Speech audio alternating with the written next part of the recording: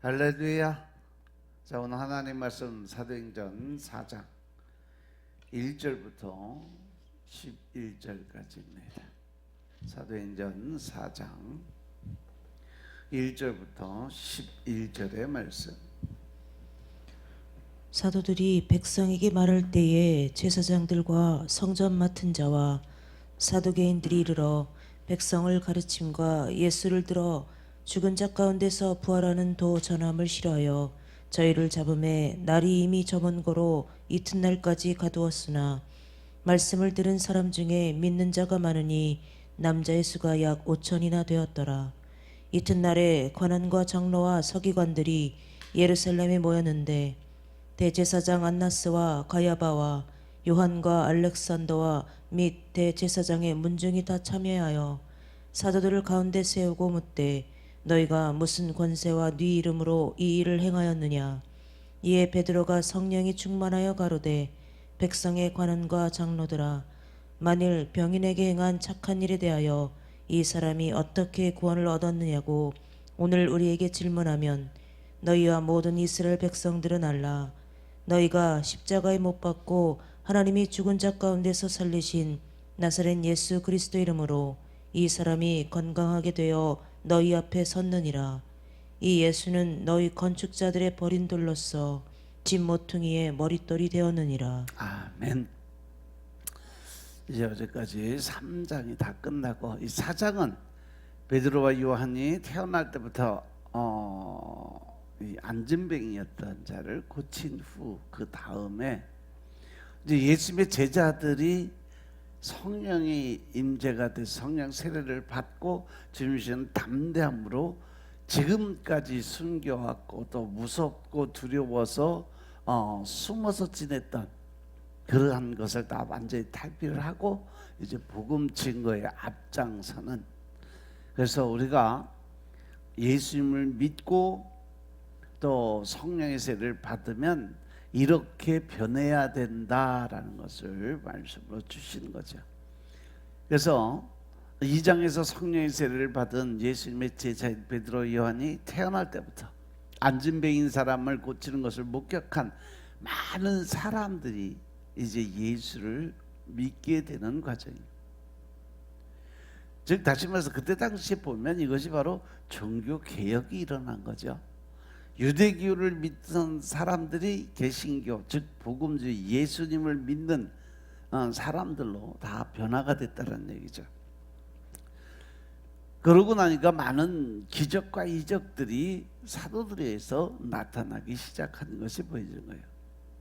그래서 그 모습을 본 많은 유대 사람들이 유대교에서 기독교로 개종을 시작을 합니다.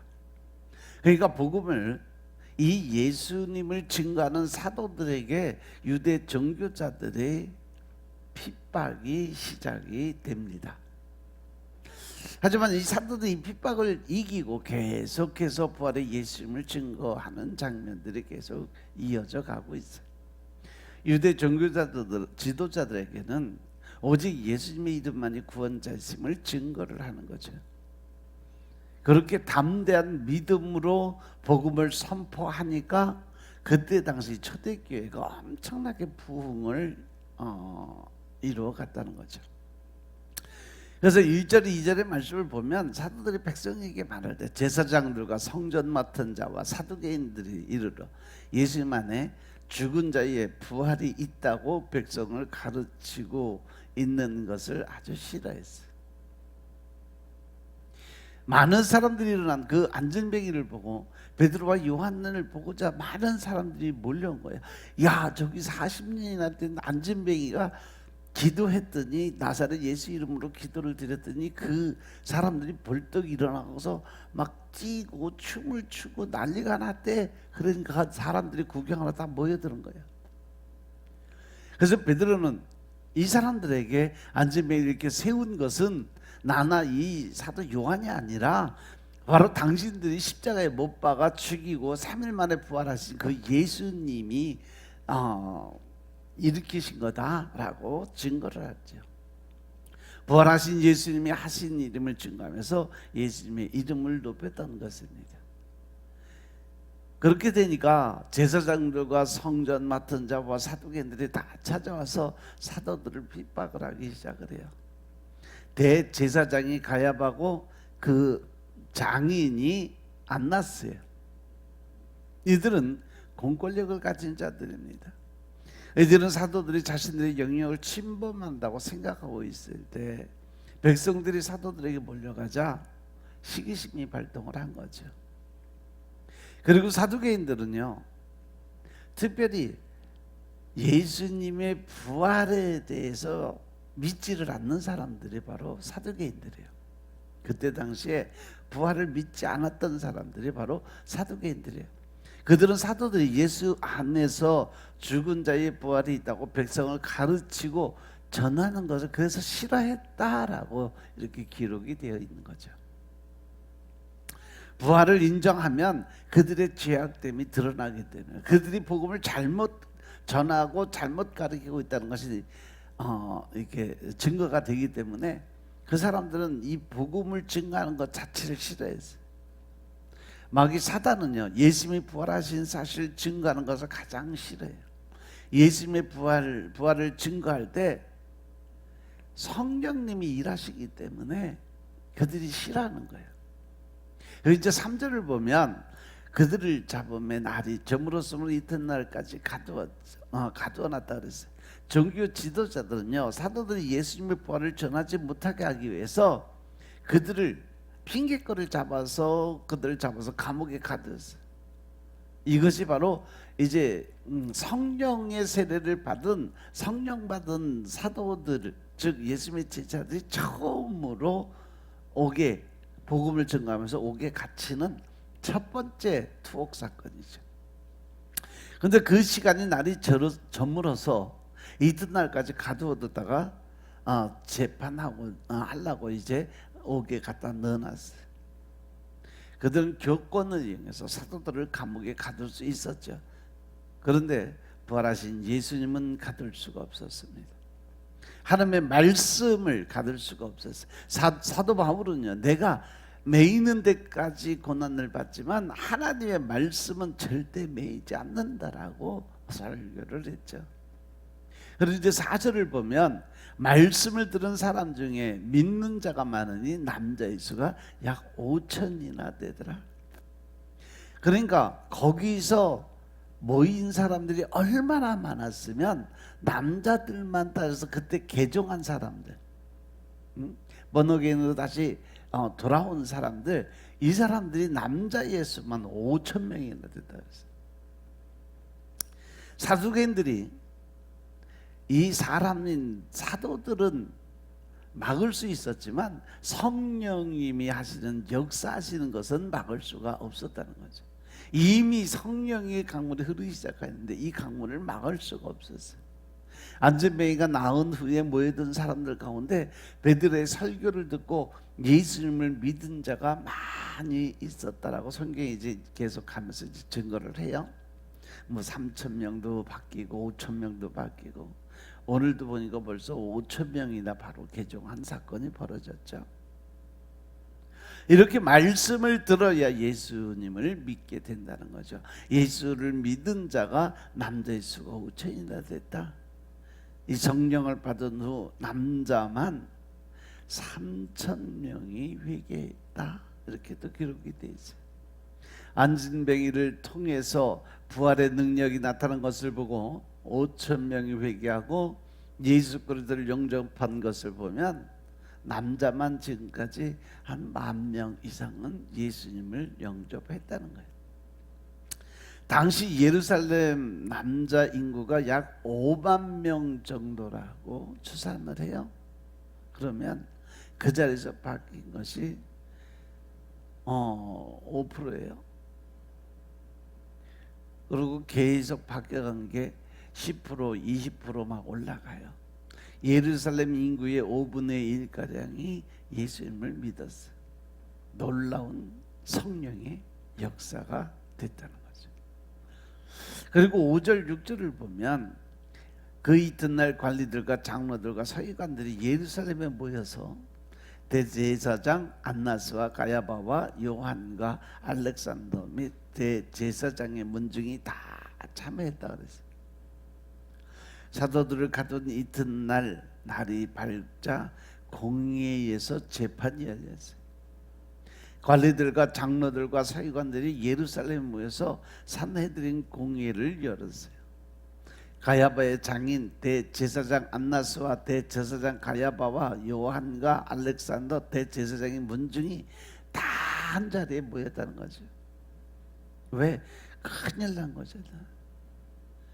이제 앞으로 자기들한테 와서 예물을 드리고 헌금을 드렸던 사람들이 다 떠나가서 이제 자기들이 먹고 살 길이 막막해진 거예요. 우리가 태국에 성전 하나 봉헌해 드렸더니 그 동네 전체가 다 기독교인으로 바뀌었잖아요. 그 절이 맨날 절에 사람들이 보글보글 했는데 그 사람들이 다 절에 안 가고 교회로 모이니까 절이 지금 문 닫게 생겼다고 그러더라고요. 지금도 이러한 문제 때문에 지금 이 문중들이 다 모인 거예요.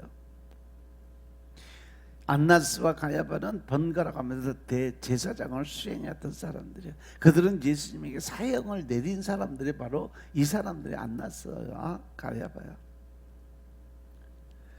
이들이 모여서 베드로와 요한이 부활 설교를 한 것을 이제 재판을 하게 된 거죠. 사도들은 이들에 의해서 죽임을 당할 수도 있고 더 고통을 당하고 고문을 당할 수도 있어요. 그래서 7절을 보면 사도들을 가운데 세워두고 물어봅니다. 너희가 무슨 권세와 누구 이름으로 이 일을 행하느냐? 대제사장은 성전을 맡은 자고 하나님의 권세를 받은 자들이에요. 그들이 왜 우리 허락을 받지 않고 왜 성전에서 말씀을 전하고 안진뱅이를 고쳤냐 이거죠. 그들은 누구에게 허락을 받고 이 일을 성전에서 했느냐고 물어본 거예요. 그들은 사도들에게 자격증 같은 그들이 가진 그 세상적인 권위가 너희들이 가지고 있는 게 뭐냐? 너 무슨 자격으로 지금 여기 와서 지금 성전에 와서 그런 일을 행했냐? 이런 것을 이야기하는 거죠. 그런데 이러한 문제는 제자들에게만 나온 게 아니라 예수님도 성전을 깨끗이 청소할 때도 그들은 예수님에게 이러한 질문을 같이 했어요. 예수님은 그때 자신이 하나님의 아들의 권세로 일을 행했다라고 말씀을 선포하셨죠. 그리고 이제 8절 9절의 말씀을 보면 베드로가 성령이 충만해서 대답을 합니다. 백성의 관리들과 장로들아, 만일 병자에게 행한 착한 일에 대해서 이 사람이 어떻게 구원받았냐고 오늘 우리에게 질문을 한다면 뭐라고 할 거냐? 재판을 받는 베드로는 아주 성령이 충만했다는 얘기죠. 그래서 핍박을 받으니까 더 성령의 운행이 강하게 일어났다는. 그러니까 그 안에서 뭐가 생겨? 담대함이 생긴 거예요. 그래서 성령이 충만해서 대답을 합니다. 속사람이 성령의 능력으로 강건해진 거죠. 베드로는 전에 공회 문 앞에서 계집종 앞에서도 예수님을 3번이나 부인하고 욕하고 저주했던 사람이 바로 베드로예요. 성령의 세를 받기 이전에는 이렇게 두려움과 근심, 걱정으로 살았던 사람이 성령을 받고 성령님이 안에서 운행을 시작을 하니까 담대하게 지금 말씀을 선포하는 거죠. 그래서 이제는 공회 한복판에서 담대하게 예수님을 증거합니다. 예수님은 이러한 일이 일어날 것을 미리 예언했어요. 마태복음 10장 16절부터 20절의 말씀을 보겠습니다. 거기 보면 제자들이 공회에 끌려가서 증이 될 거라고 했고 또 때에 따라서는 매도 맞을 거라고 그랬고 읽어라.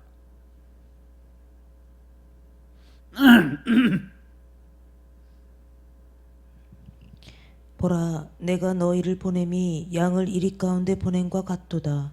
그러므로 너희는 뱀같이 지혜롭고 비둘기같이 순결하라.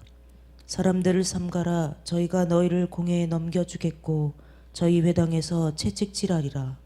또 너희가 나를 인하여 총독들과 임금들 앞에 끌려가리니 이는 저희와 이방인들에게 증거가 되게 하려 하심이라. 너희를 넘겨줄 때에 어떻게 또는 무엇을 말할까 염려치 말라.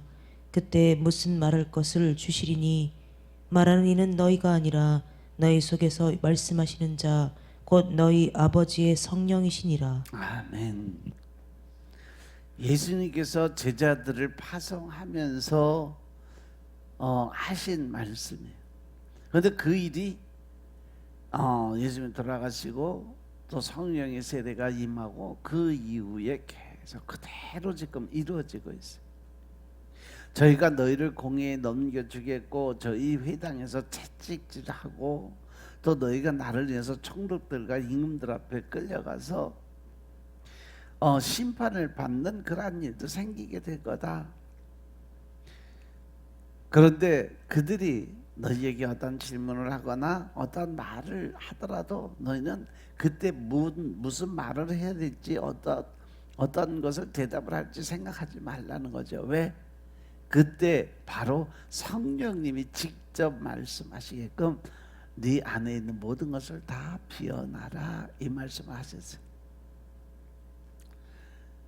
그랬더니 베드로가 자신이 어떤 자격을 갖고 이 일을 하는지 말을 하지 않았어요. 그는 그들의 질문을 누구의 이름으로 병자를 고쳤는가로 해석을 해서 대답을 합니다. 그 옆에는 안진뱅이에서 치료를 받은 그 사람이 있었어요. 베드로가 안진뱅이를 고친 것은 하나의 팩트죠. 베드로는 핍박을 재판정에 모인 사람들에게 예수님을 전하는 좋은 기회로 삼아서 여기서 바로 복음을 전해야 되겠다고 담대하게 말씀을 선포하죠.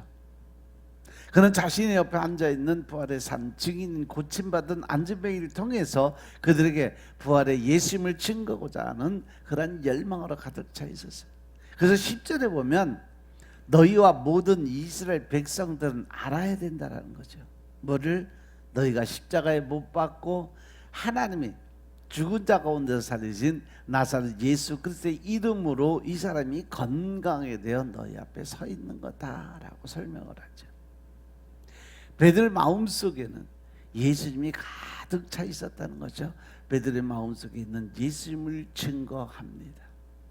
그래서 베드로는 종교 지도자들과 이스라엘 모든 백성들에게 너희들이 이거는 분명히 알아야 된다라는 선포의 말씀을 하고 있습니다.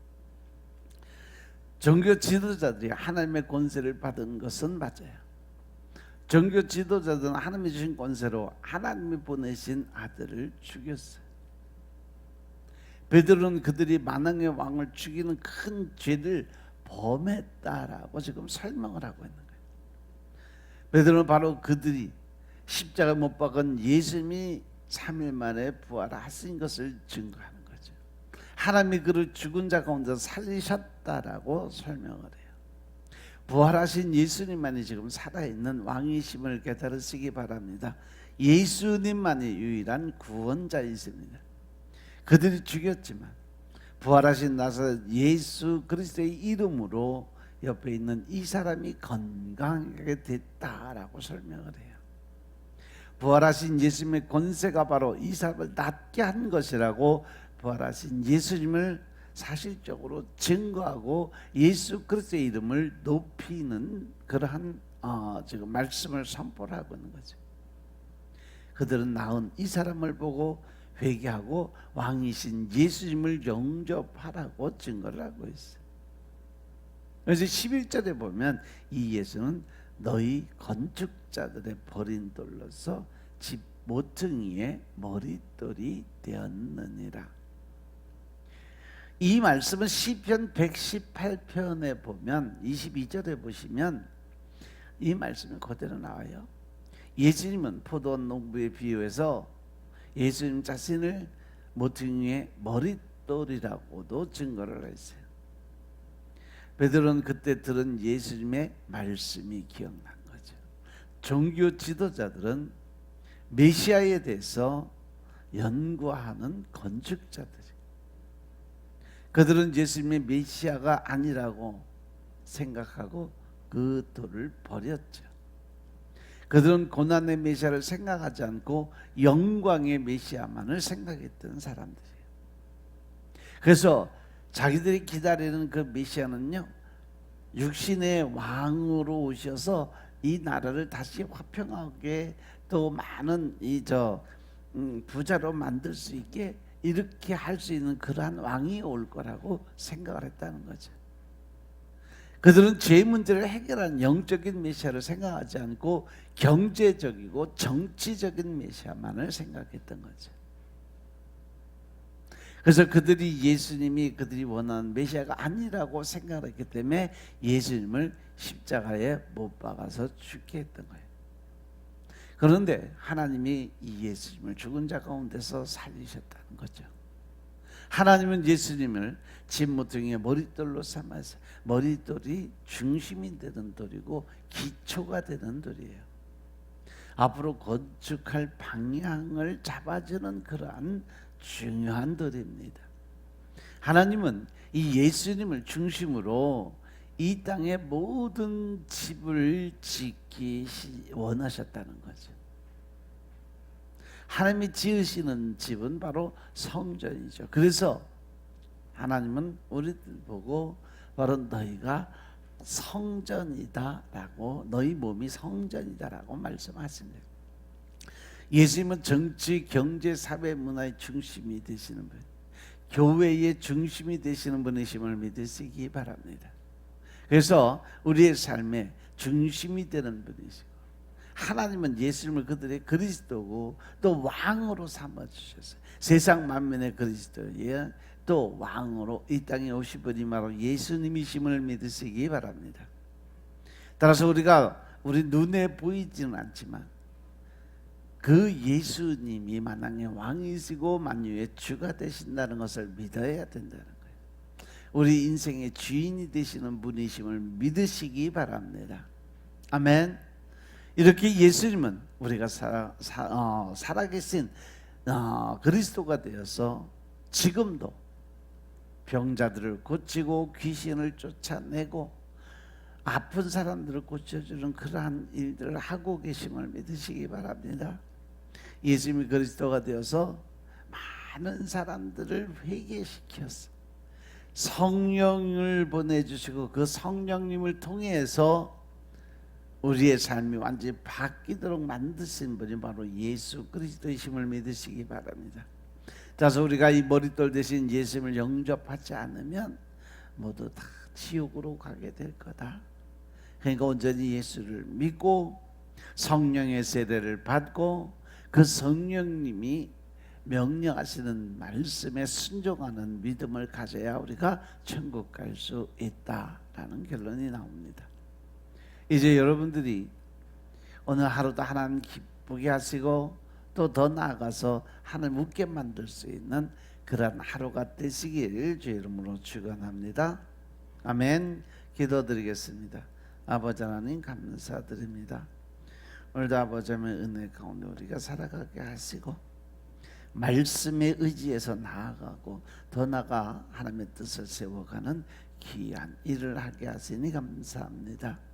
우리 마음속에 늘 신령과 진정의 마음으로 주님의 나라에 임하게 하옵소서. 오직 예수 그리스도의 모습을 따라갈 수 있도록 축복하시고 좌로나 우로나 치우치지 아니하고 오직 한 길을 걸어갈 수 있도록 축복하옵소서. 모든 말씀을 주 예수 그리스도로 감사드리며 기도드려 사옵나이다. 아멘.